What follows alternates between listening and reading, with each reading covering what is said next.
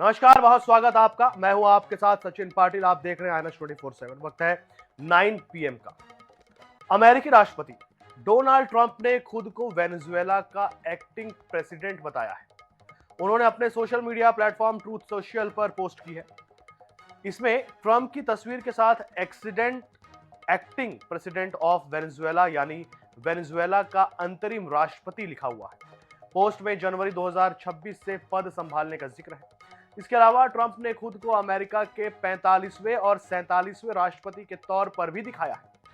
Post को लेकर white house या अमेरिकी प्रशासन की ओर से कोई औपचारिक बयान नहीं आया है। इससे पहले 3 जनवरी को अमेरिका ने वेनेजुएला के खिलाफ बड़े पैमाने पर कार्रवाई की थी। इस कार्रवाई में वेनेजुएला के राष्ट्रपति निकोलस मादुरो और उनकी पत्नी सीलिया फ्लोरेस को हिरासत में लेकर न्यूयॉर्क लाया गया। डोनाल्ड ट्रंप ने कहा कि वेनेजुएला का प्रशासन अमेरिका ही चलाएगा। ये तब तक चलेगा जब तक वहां सुरक्षित सत्ता परिवर्तन नहीं हो जाता। ट्रंप का कहना है कि वे ये जोखिम नहीं चाहते कि कोई ऐसा व्यक्ति सत्ता में आए जो वेनेजुएला के लोगों के हितों का ध्यान न रखे। मादुरो के सत्ता से हटने के बाद वेनेजुएला की उपराष्ट्रपति डेल्सी रोड्रिगेज को पिछले हफ्ते देश के अंतरिम राष्ट्रपति के रूप में शपथ दिलाई गई थी। ट्रंप के मुताबिक अंतरिम सरकार अमेरिका को 3 से 5 करोड़ बैरल हाई क्वालिटी वाला प्रतिबंधित तेल सौंपेगी, जिसे मार्केट प्राइस पर बेचा जाएगा। ट्रंप ने कहा कि तेल बिक्री से मिलने वाली राशि अमेरिका के राष्ट्रपति के रूप में उनके कंट्रोल में रहेगी, ताकि इसका इस्तेमाल वेनेजुएला और अमेरिका के लोगों के हित में किया जा सके। उन्होंने एनर्जी सेक्रेटरी क्रिस राइट को इस योजना को तुरंत लागू करने के निर्देश देने की बात कही।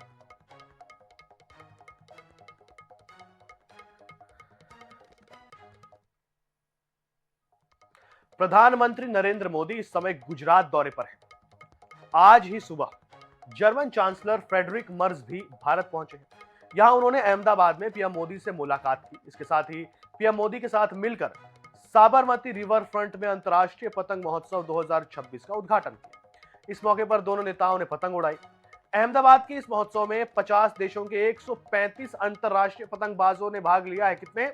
135, जिनमें चिली, कोलंबिया और दक्षिण कोरिया के पतंगबाज शामिल हैं।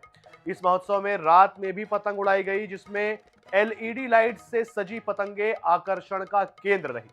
यह पतंग महोत्सव अगले 7 दिनों तक चलने वाला है। इससे पहले प्रधानमंत्री नरेंद्र मोदी और German chancellor Friedrich Merz Sabarmati आश्रम पहुंचे।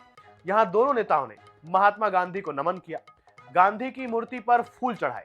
आश्रम का दौरा करने के बाद मर्ज ने गेस्ट बुक में लिखा कि महात्मा गांधी की अहिंसा की अवधारणा, स्वतंत्रता की शक्ति में उनका विश्वास और हर एक व्यक्ति की गरिमा में उनकी आस्था आज भी लोगों को प्रेरित करती है। ये 5 तस्वीर आप देख रहे हैं। ये देखिए आप, काइट फेस्टिवल भव्य रूप से इसे मनाया गया।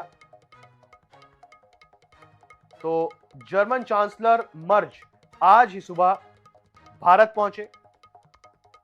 पहली तस्वीर देखिए, आपको दिखा रहे हैं जहां महात्मा गांधी को नमन किया गया। आश्रम में जर्मन चांसलर का यहां स्वागत भी हुआ। उसके बाद ये जो बीच वाली जो तस्वीर आप देख रहे हैं, ये इसमें देखिए, आपने देखा भी ऑपरेशन सिंदूर लिखा हुआ था।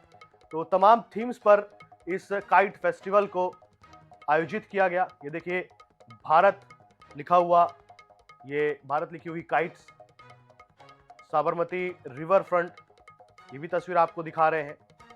और कैसे प्रधानमंत्री ने जर्मन चांसलर का स्वागत किया, ये सबसे आखिरी तस्वीर में आप देख पा रहे हैं। तो ये वो तस्वीरें आपको दिखा रहे हैं जब पूरा आसमान काइट से भर गया।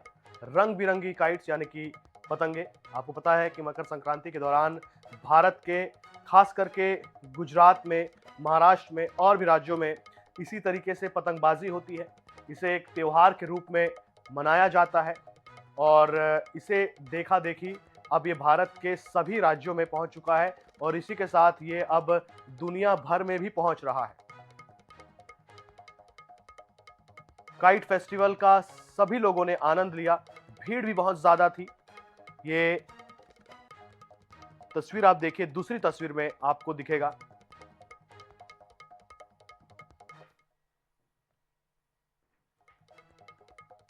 चलिए आगे बढ़ेंगे। तो जैजैपुर विधायक बालेश्वर साहू से डॉक्टर चरणदास महंत ने सोमवार को जिला जेल खोखरा भांटा जांजगीर में मुलाकात की। नेता प्रतिपक्ष ने विधायक से मुलाकात कर उनका हालचाल जाना और धोखाधड़ी के मामले में दर्ज केस और आगे की कानूनी कार्रवाई को लेकर चर्चा की। गौरतलब है कि शुक्रवार को धोखाधड़ी के मामले में विधायक बालेश्वर साहू को गिरफ्तार किया गया था। उन पर किसान राजकुमार शर्मा से 42,78,000 रुपए की धोखाधड़ी का आरोप है। विधायक को 22 जनवरी तक न्यायिक रिमांड पर जेल भेज दिया गया है। इस दौरान डॉक्टर चरणदास महंत ने आईएनएच न्यूज के संवाददाता मुकेश सिंह बैस से खास बातचीत भी की।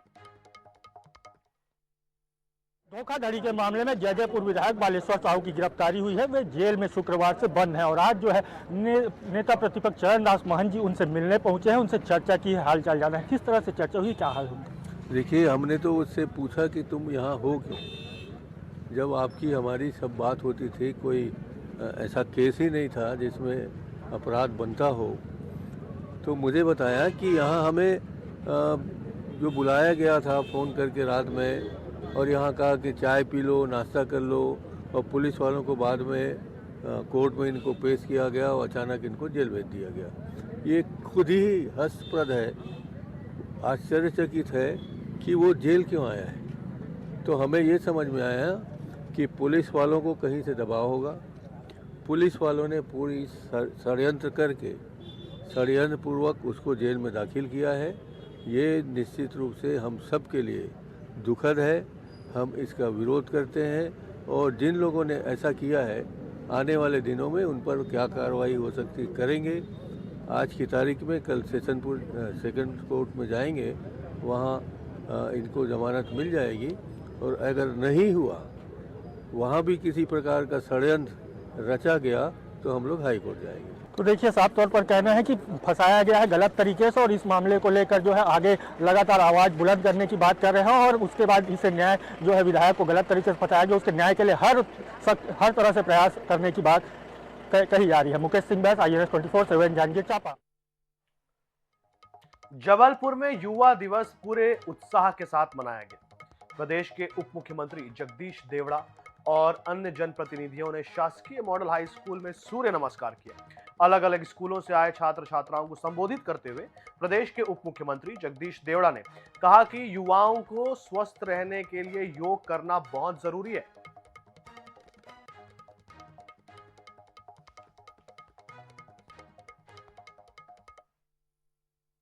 आज पूरे देश में योग दिवस के रूप में और सूर्य नमस्कार का यह आयोजन है। निश्चित रूप से मुझे लगता है कि स्वामी विवेकानंद जी ने इसका पूरा प्रचार पूरे विश्व में किया और अनेक देशों में जाकर के इसको उन्होंने प्रारंभ करवाया। और निश्चित रूप से मैं यही अपील करूंगा आज के अवसर पर कि इसको व्यवहारिक जीवन में अपनाने का काम करें। जबलपुर में उप मुख्यमंत्री जगदीश देवड़ा ने VBG रामजी योजना पर जानकारी दी। उन्होंने कहा कि योजना ग्रामीण क्षेत्रों के लोगों को सशक्त करेगी। साथ ही दिल्ली में वित्त मंत्री निर्मला सीतारमण से बातचीत पर उप मुख्यमंत्री ने कहा कि सिंहस्थ के लिए प्रदेश सरकार ने 20,000 करोड़ की मांग की है। भोपाल स्लॉटर हाउस मामले पर जगदीश देवड़ा ने कहा कि मामले की जांच हो रही है, दोषियों के खिलाफ कार्रवाई की जाएगी।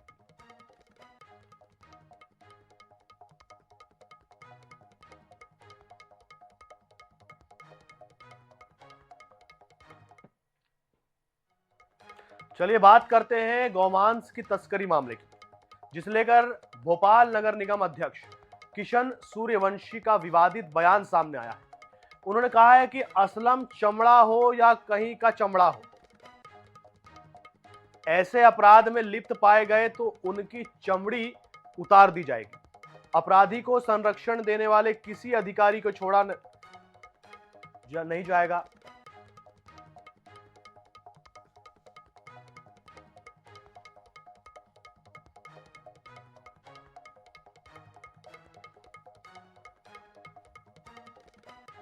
आगे सूर्यवंशी ने कहा कि हमारे संगठन विश्व हिंदू परिषद और बजरंग दल ने एक वाहन को पकड़ा था, उसमें गौमांस निकलने की बात सामने आ रही है। अगर आधिकारिक रिपोर्ट में दोषी पाए जाते हैं तो छोटा या बड़ा हो बख्शा नहीं जाएगा। बहरहाल पिछले दिनों एक वाहन में गौमांस पकड़ा गया था, जिसकी पुलिस अब जांच कर रही है।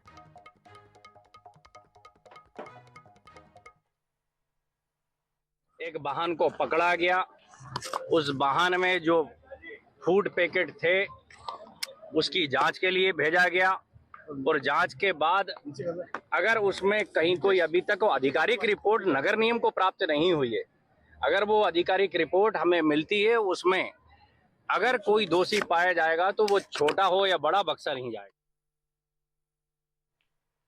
इंदौर के भागीरथपुरा में दूषित पानी से हुई मौतों के बाद नगर निगम प्रशासन अलर्ट मोड पर आ गया है। शहर में दूषित पानी की शिकायतों को देखते हुए करीब 6,600 सरकारी बोरिंग में क्लोरीन डालने का अभियान शुरू किया गया है। भागीरथपुरा क्षेत्र के लगभग 30% हिस्से में नर्मदा लाइन से पानी छोड़कर लिए गए सैंपलों में कोई विषाणु नहीं मिला है, जिसके बाद जल्द ही लाइन से नियमित जलापूर्ति शुरू करने की तैयारी है। इस हादसे में अब तक 20 से अधिक लोगों की मौत हो चुकी है, 400 से ज्यादा लोग बीमार हुए हैं और कई मरीज अभी भी अस्पताल में भर्ती हैं। निगम प्रशासन का कहना है कि पानी की लगातार जांच की जा रही है और शहरवासियों को शुद्ध पेयजल उपलब्ध कराना प्राथमिकता है।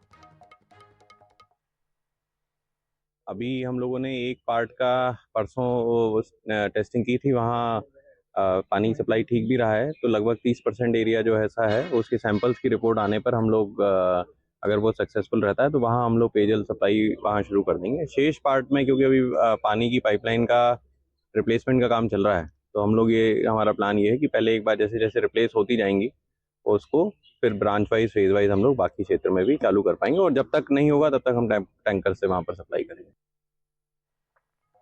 पन्ना में आज किसानों का धैर्य जवाब दे गया। खाद की किल्लत से जूझ रहे देवेंद्र नगर के हजारों किसानों ने पन्ना सतना मार्ग पर जाम लगा दिया। किसानों ने ट्रैक्टर ट्रॉलियां सड़क के बीचों बीच खड़ी कर आवागमन ठप कर दिया। इस दौरान प्रदर्शनकारियों और पुलिस के बीच तीखी झड़प और झूमा झटकी हुई। सरकार विरोधी नारे भी लगे। सड़क के दोनों ओर 2 किलोमीटर लंबी कतारें लग गई। तहसीलदार सहित दूसरे प्रशासनिक अधिकारियों ने खाद तत्काल उपलब्ध कराने का आश्वासन दिया, जिसके बाद किसानों ने प्रदर्शन खत्म किया।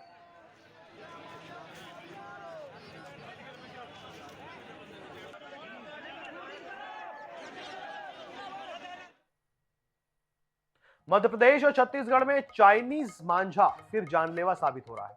इंदौर में कनाडिया और तिलक नगर के बीच एक बाइक सवार अधेड़ का गला कटने से दर्दनाक मौत हो गई।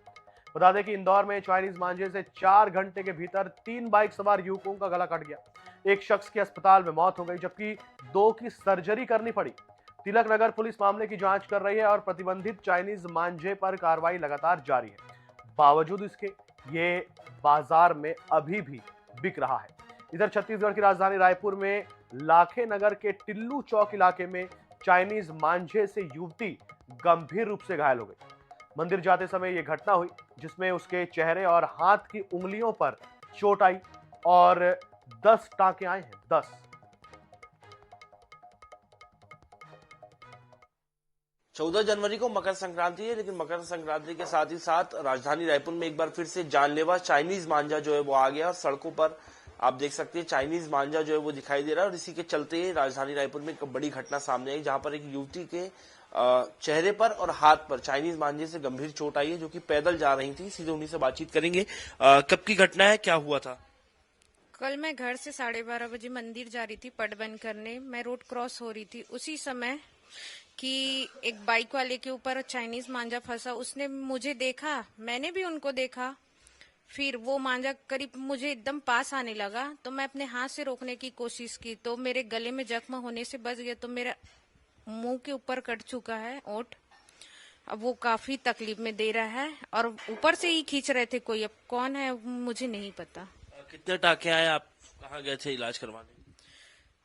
10 टाँके आए हैं और मुझे कालडा हॉस्पिटल लेके गए थे। अच्छा, आपने शिकायत भी करेंगे इसको लेकर के चाइनीज मांझे को?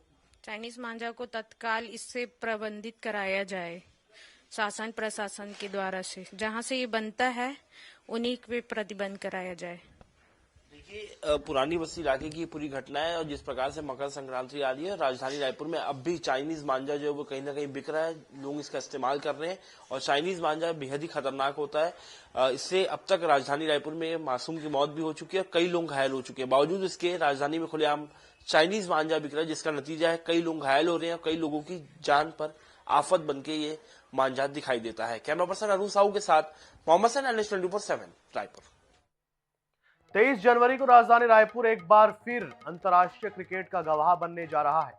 भारत और न्यूजीलैंड के बीच होने वाले T20 मुकाबले को लेकर रायपुर पूरी तरह तैयार है। नवा रायपुर स्थित शहीद वीर नारायण सिंह अंतर्राष्ट्रीय क्रिकेट स्टेडियम में जोर शोर से तैयारियां चल रही है। इस बार दर्शकों को सिर्फ रोमांचक मुकाबला ही नहीं बल्कि स्टेडियम में कई बदलाव और सुविधाओं का भी अनुभव मिलेगा। रिपोर्ट देखिए।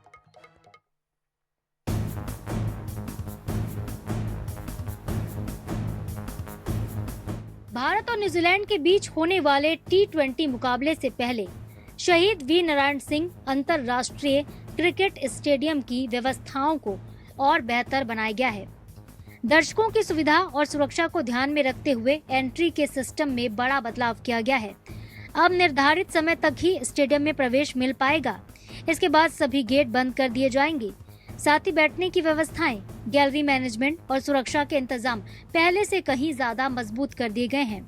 स्टेडियम के सभी 13 गेटों पर लोहे की मजबूत रेलिंग लगाई जा रही है ताकि अवैध एंट्री पर पूरी तरह से रोक लगाई जा सके। स्टेडियम में नए बदलाव। स्टेडियम के 13 गेट पर लोहे की रेलिंग, अवैध एंट्री पर पूरी तरह से रोक।